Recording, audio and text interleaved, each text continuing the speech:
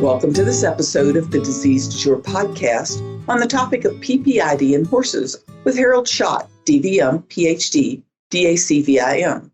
I'm your host, Kim Brown, publisher of Equine Management. The Disease Du Jour podcast is brought to you in 2022 by Merck Animal Health. Dr. Schott is a professor of large animal clinical sciences at Michigan State University College of Veterinary Medicine. He's a native of Ohio who was an avid polo player through high school and college.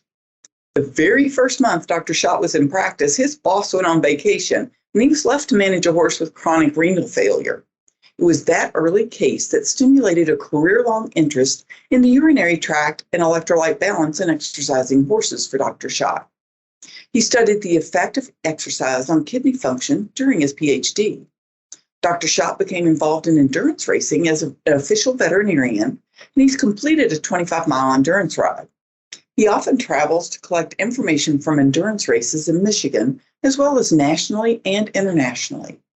Over the past couple of decades, he's developed an interest in endocrine issues from the demand of clients with older horses that have PPID. Dr. Schott was involved in the FDA trial for Percent. Thank you for joining us today, Dr. Schott. Thanks for having me. As we know, Cushing's disease is also known as Pituitary pars intermedia dysfunction, or PPID. Two primary clinical signs are abnormal thirst and excessive urination.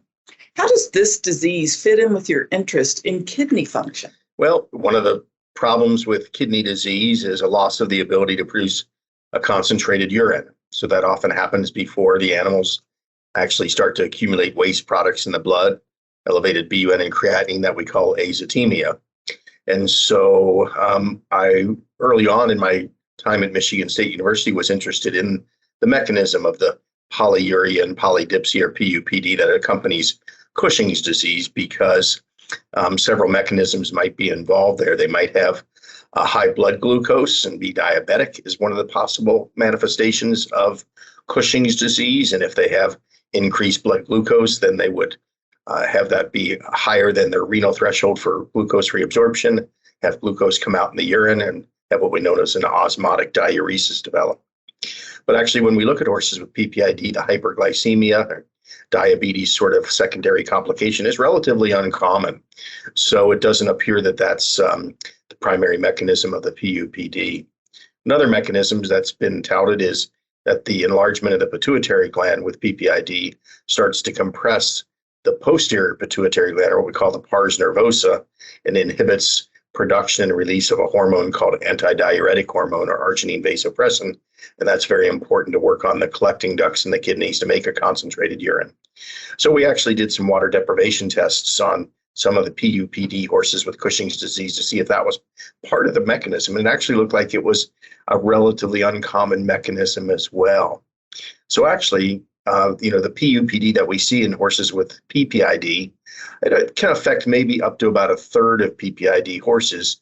The mechanism of that is still a little bit undetermined in terms of what's the primary mechanism of that. So, but that was one of the early links for my interest in studying PPID affected horses, as well as just having clients and veterinarians in our practice area dealing with horses with PPID that also had chronic laminitis, and saying that we needed to find some more effective treatments for this disorder about 20 years ago or so, and that was before Percent was on the market, and we had several different types of medications to potentially treat PPID.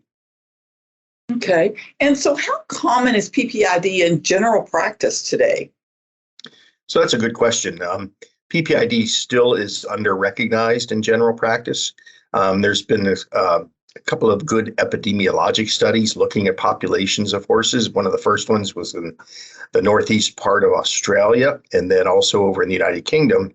And those studies revealed that about 20% of horses over 20 years of age have potentially some abnormalities in clinical signs, as well as hormonal abnormalities supportive of PPID. And it looks like that increases to about 30% of horses that are over 30 years of age. So it's really quite a common disorder of older horses that still is under-recognized by the horse-owning population, and still under-recognized by veterinarians in general practice, I think. And what about in younger horses? I know horses down to age 5, I think, have been diagnosed with PPID. Yeah, I think probably those young horses, it's a little unclear how young they can become. But one of the ways I think about PPID is to compare it to a disease in humans that has a similar pathophysiology, and that's actually Parkinson's disease. So PPID is a little bit different in horses than Cushing's disease in dogs and cats and people.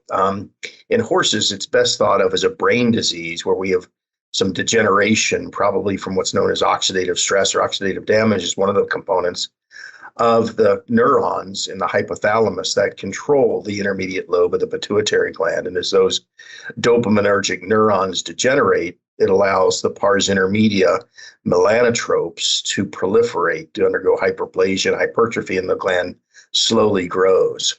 And those changes can start probably in a population of horses, in the range of 5 to 10 to 15 years of age. But for them to develop outward clinical signs of the disease, the classic one again being the long hair coat that fails to shed, it may lag by 15 or 20 or even 25 years, where the degeneration of the hypothalamus neurons and the proliferation of the pars intermedia ends up resulting in outward manifestations of clinical disease. So when you talk about young horses with it, I tend to think again the comparison to Parkinson's disease in people, which is also degeneration of dopaminergic neurons in a sort of different part of the brain, and that's why we see different clinical signs with Parkinson's disease compared to horses with PPID.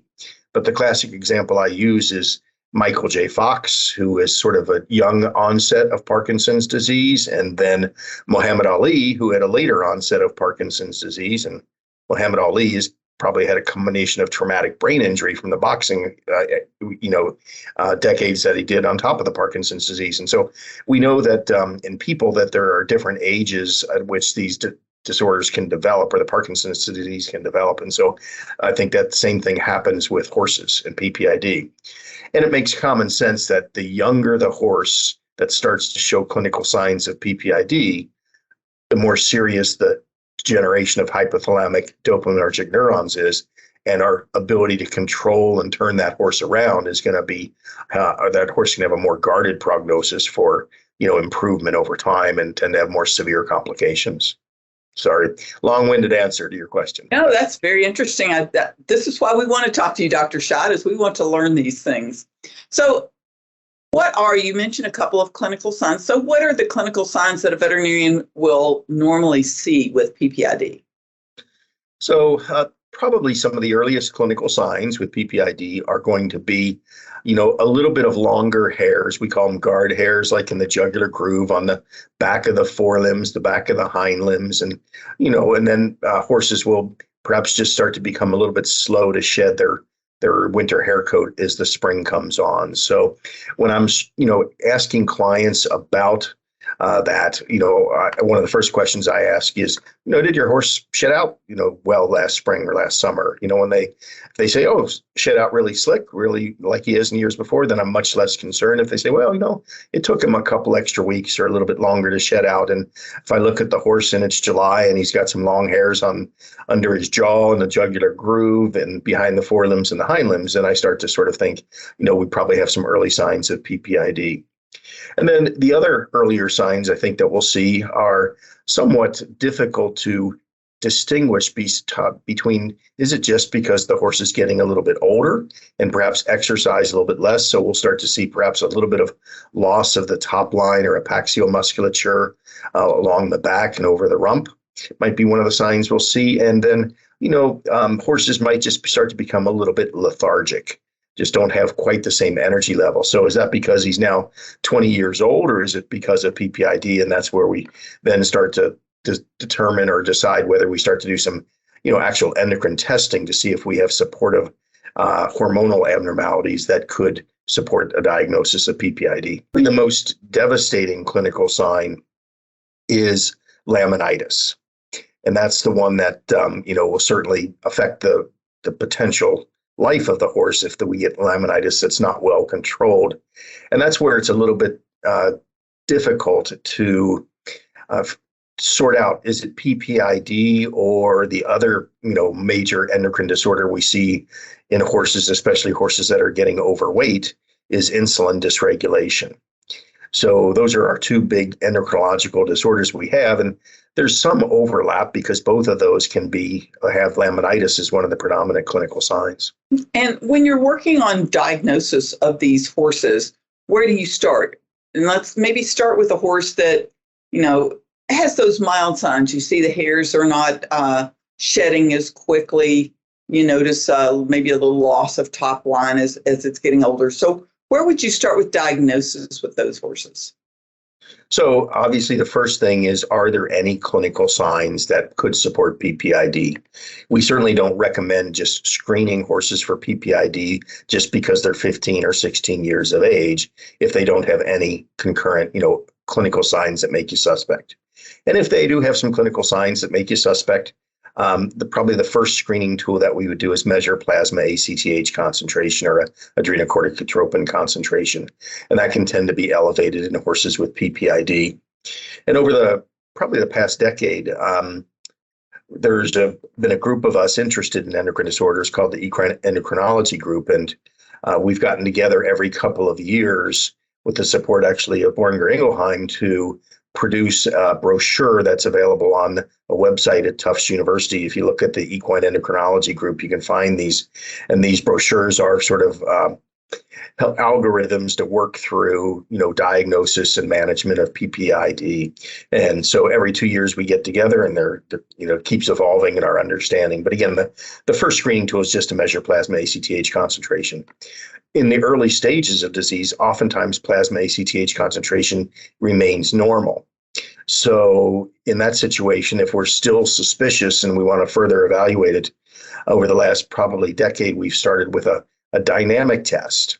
And that dynamic test is to administer thyrotropin releasing hormone, or TRH, to a horse, and that can stimulate the melanotropes in the pars intermedia to secrete more of the pro-opiomelanocortin, which is POMC peptide, and a fragment of that then becomes ACTH. And so we'll see an exaggerated response to TRH stimulation testing in horses with PPID. So we'll go ahead and give a dose of TRH and take a blood sample 10 minutes later and see if we've had an increase in the ACTH concentration.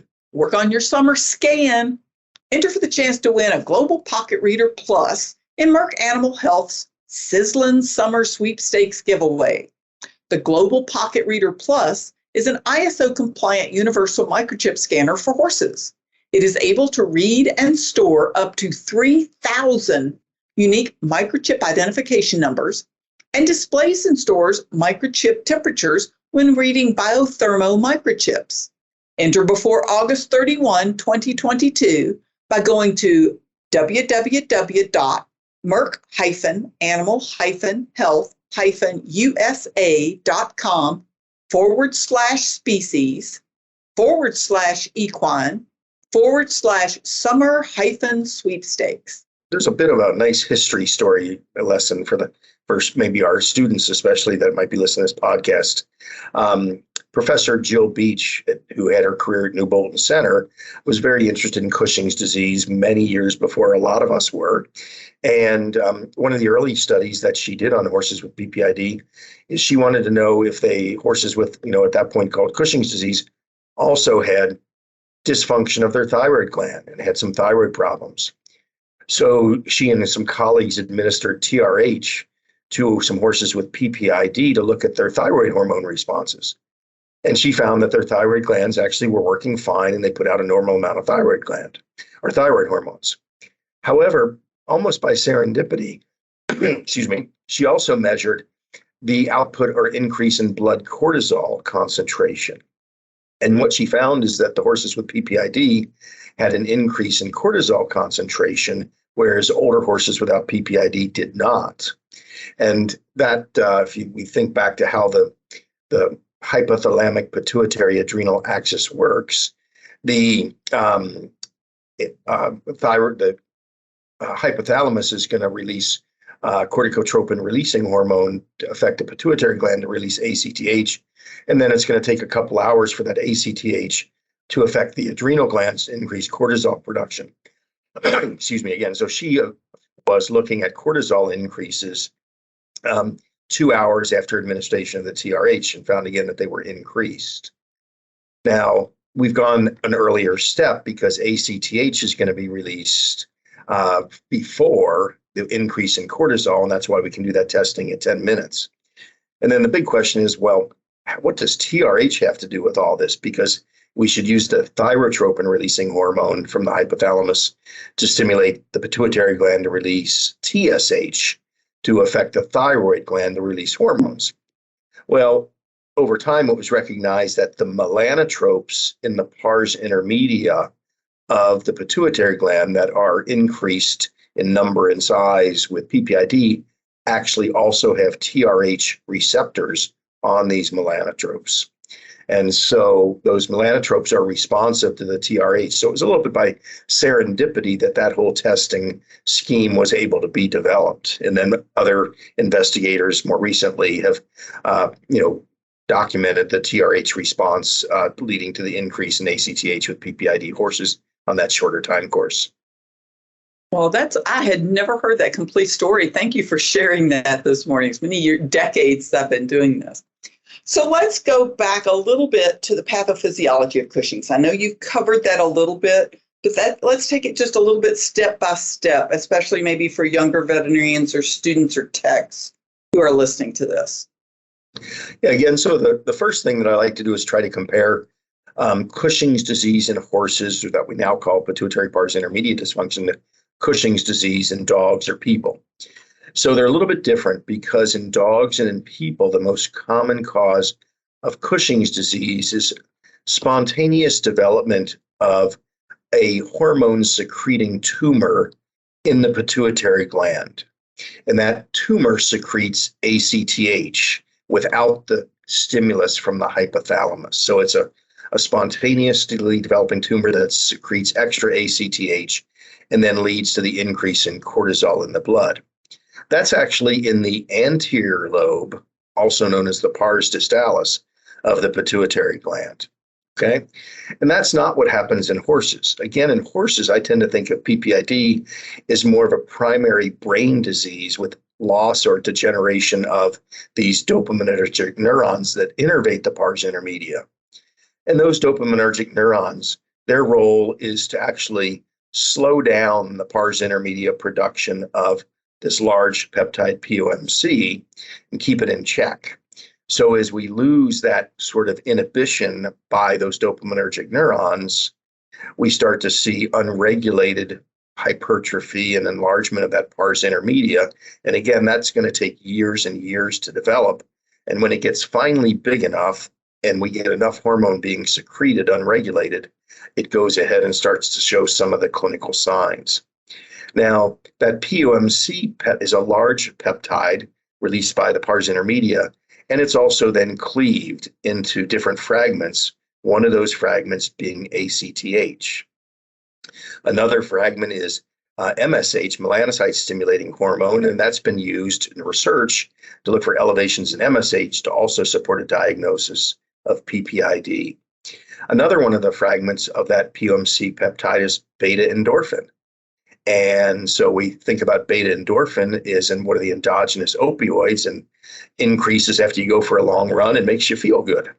And some early work also showed much higher concentrations of beta-endorphin in the spinal fluid of horses with PPID compared to aged horses without PPID.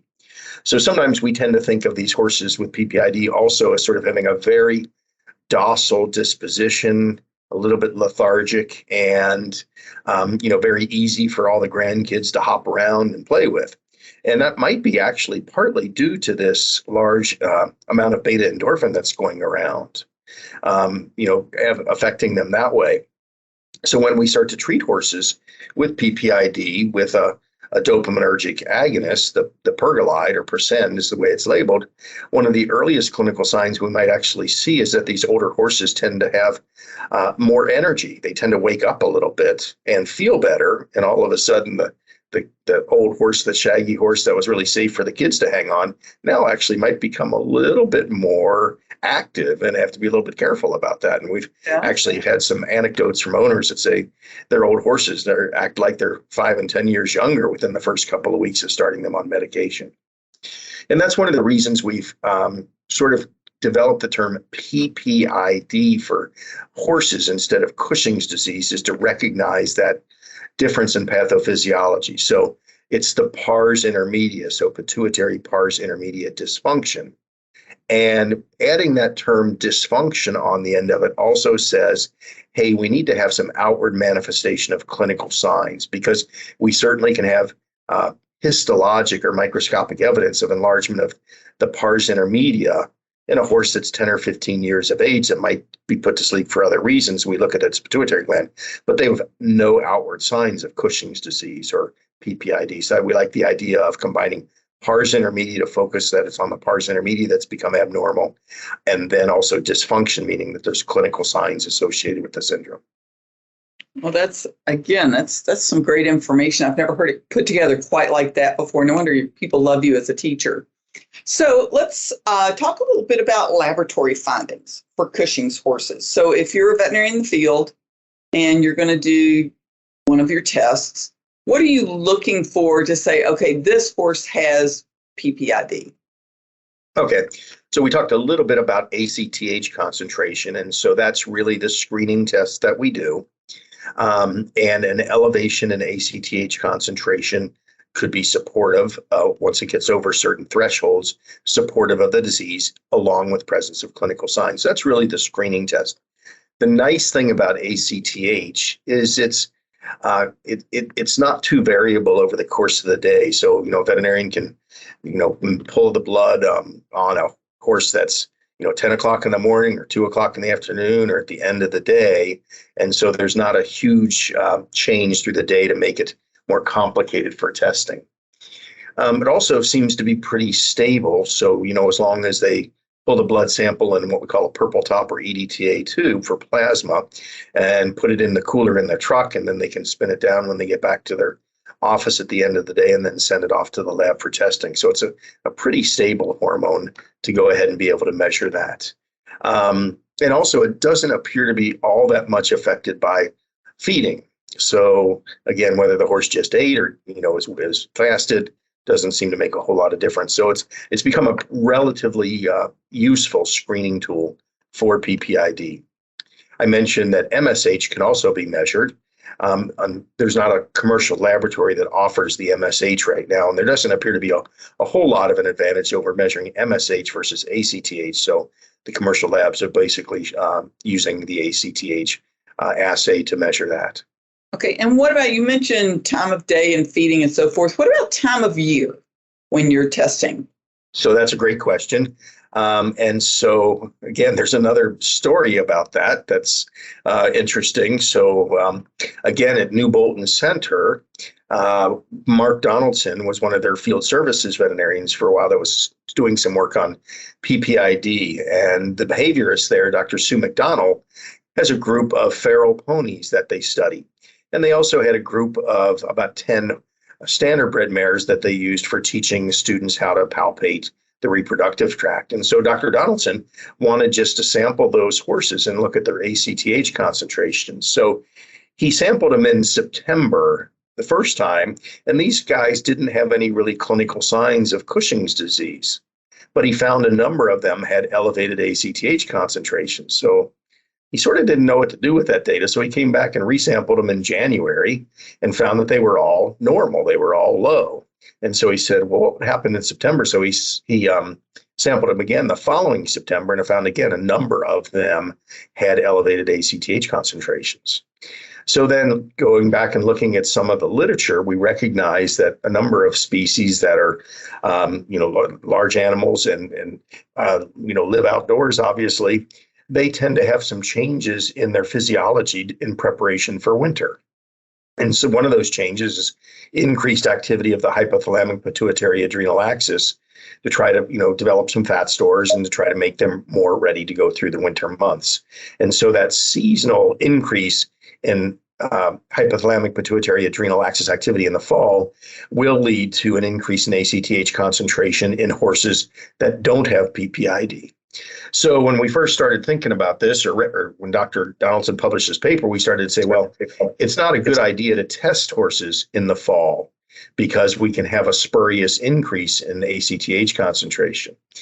But then a group in the United Kingdom that tests a large number of samples go through their laboratory at Andy Durham's Liphook Equine Hospital started to look at the number of samples that were submitted per month around the year.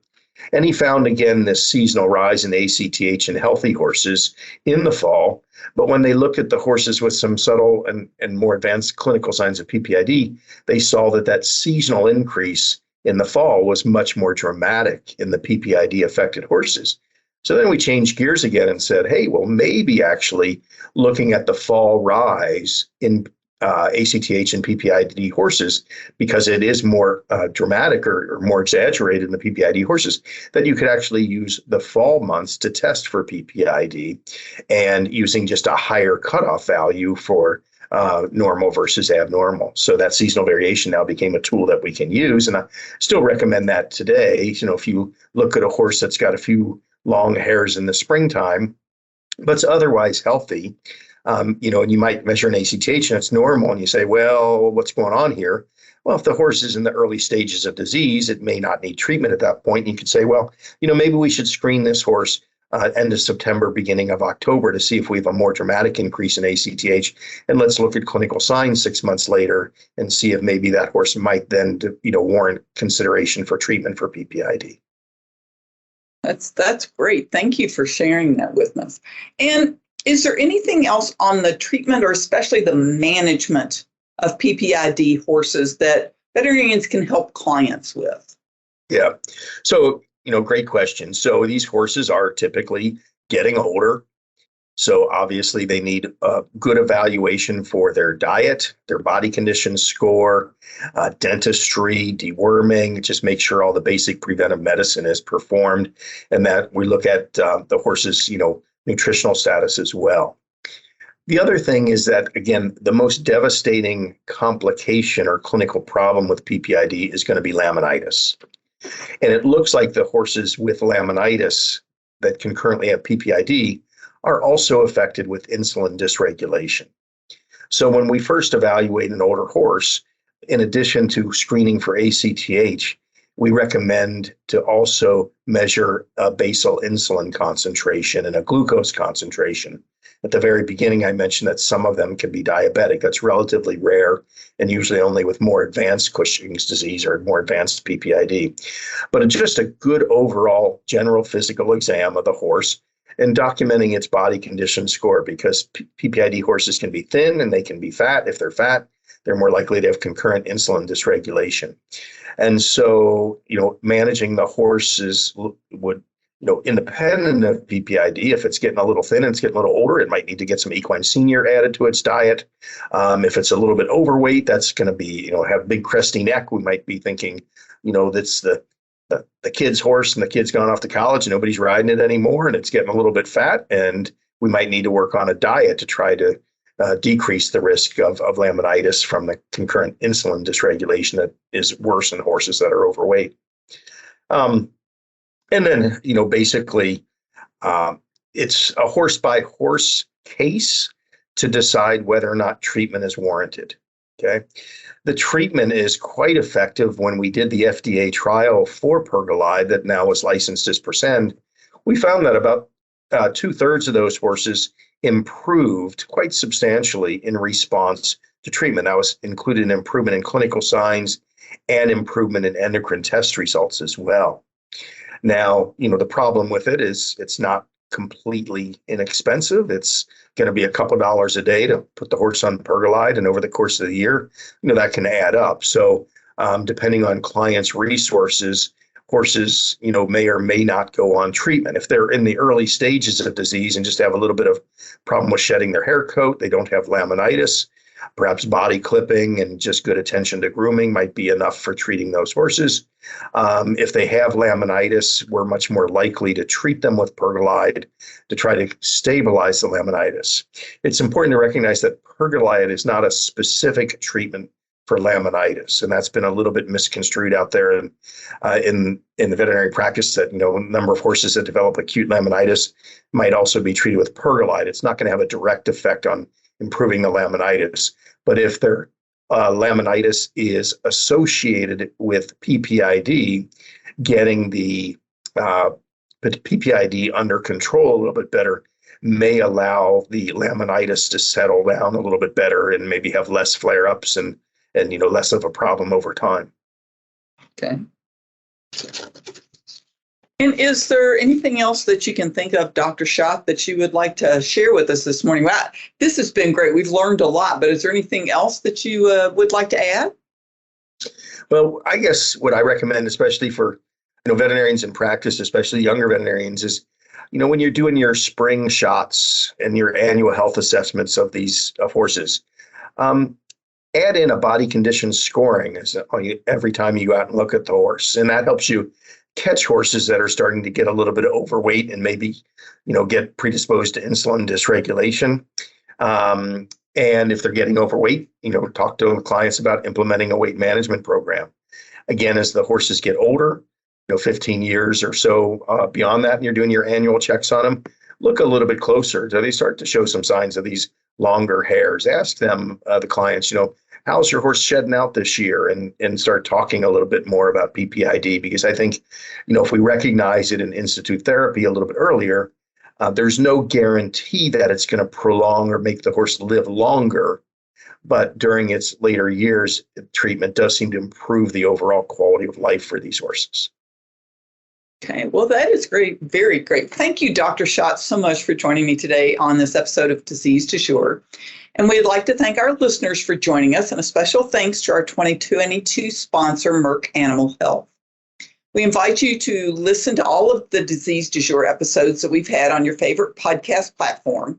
And if you have any questions or suggestions, send an email to me at kbrown, that's the letter K Brown, at equinenetwork.com. Disease du Jour is a production of the Equine Podcast Network, an entity of the Equine Network, LLC. We also want to add that we're going to put a couple of resources in the article that go with this podcast from the Equine Endocrinology group that Dr. Schott mentioned, and also from the PPID working group that had some recommendations for diagnosis and treatment. Thank you again, Dr. Schott. Thank you.